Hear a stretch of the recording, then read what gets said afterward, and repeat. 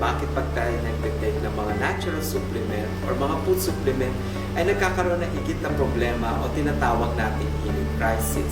Meron mga instances na talagang tumataas ang blood pressure, kung kayo man ay may problema sa pagtaas ng dugo, o di kaya lalong tumataas ang cholesterol, o di kaya naman tumataas ang asukal o uric acid sa ating katawan. Natural at yan ay isa sa mga epekto pag tayo nag-i-intake ng isang natural supplement or isang food supplement. Sapagkat ang tinatawag na healing crisis ay nangyayari sapagkat napakataas ng mga antioxidant na siyang ginagawa na galing sa isang product gaya ng almeo juice. Ito ang ginagawa niya, sinisiksik niya ang dahilan ng problema.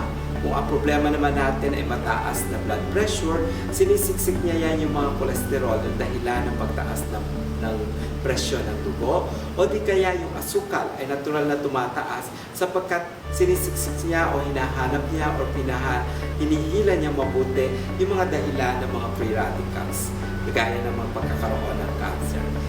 Ang healing crisis o pagtaas, bigla ang pagtaas o biglang pag-shoot up ng ating mga kondisyon sa katawan ay natural lamang at umaabot ng 1 hanggang 2 linggo.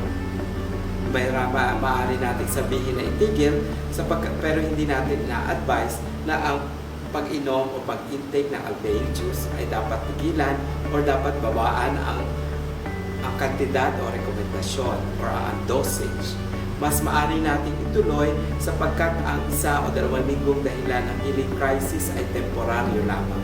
Pagkatapos ito, magle-level up na ang lahat at magkakaroon ng long-lasting effect na halos mas maganda at magkisigla ang ating katawan na sa tulong ng mga pinagsama-sama at mga synergistic effect ng napakaraming herbs mula 24 hanggang 32 herbs and berries na nasa isang produkto na gaya ng almeo.